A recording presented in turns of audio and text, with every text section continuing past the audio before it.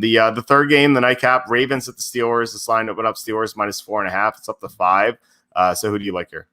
So I really want to be on the Ravens here because you'd think the motivational edge would suit them, and this is kind of a must-win game for them. But I'm on the Steelers here.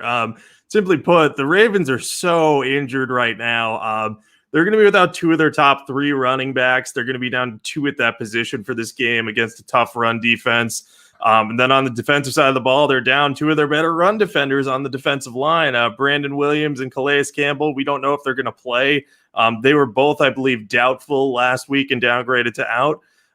So I don't have faith that they're going to be able to slow down the run there.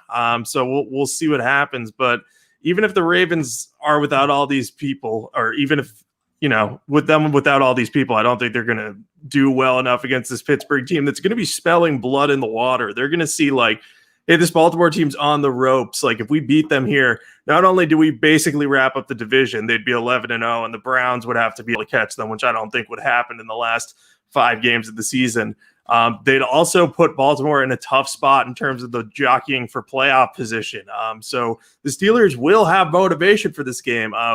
And I know we were worried about their motivation against the Jaguars last week, but that turned out to be completely not the case. They showed up. They won 27-3. They may have been a little slow out of the gate, but they showed up. And I think they'll show up against Baltimore. And Lamar Jackson has not been good against Baltimore or against Pittsburgh in his career.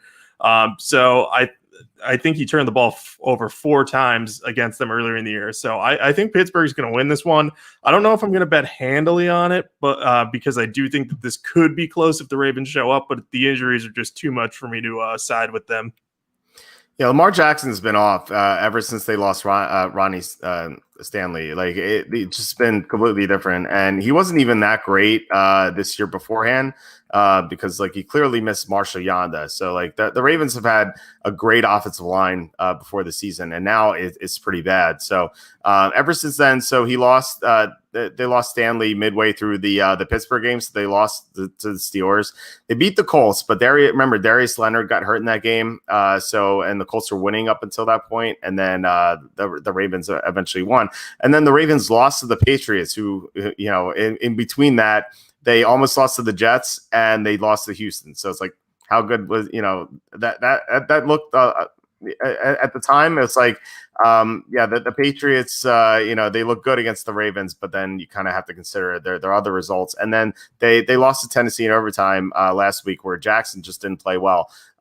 Jackson just not playing well at all, and I don't know how he's going to play against the Steelers, who, like you said, they're going to have they're going to be looking to sweep the Ravens. Like, they absolutely hate them.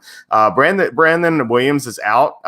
He was ruled out a couple hours ago. He's on the COVID list. So Calais Campbell is like their only hope to come back. And if he's not going to play either, it's just such a mismatch in the trenches where Pittsburgh should be able to win that easily. So as long as Campbell's out, how do you not take the Steelers here? Like, you have to. If Campbell plays, I'm less enthusiastic about this game. Considering how closely these teams always seem to play. But I just think that Jackson is just, not clearly himself. And the Ravens have so many injuries. I just don't know how they contend with the Steelers if they're still missing Campbell in addition to Williams. And you mentioned the COVID list. That's another big thing at play here, is the Ravens haven't been able to be in their facility this week. Which, in recent weeks hasn't mattered a ton for NFL teams, but where this is a short week, I could see it having an impact on them, especially in such a tough matchup. I totally agree with you. If Calais Campbell's back, I'm probably not going to want to bet this game, and I might not end up doing it, but Pittsburgh just seems like the right side here either way. Yeah, I agree. So, all right, we're 3 for 3 in agreements. Let's head to Sunday.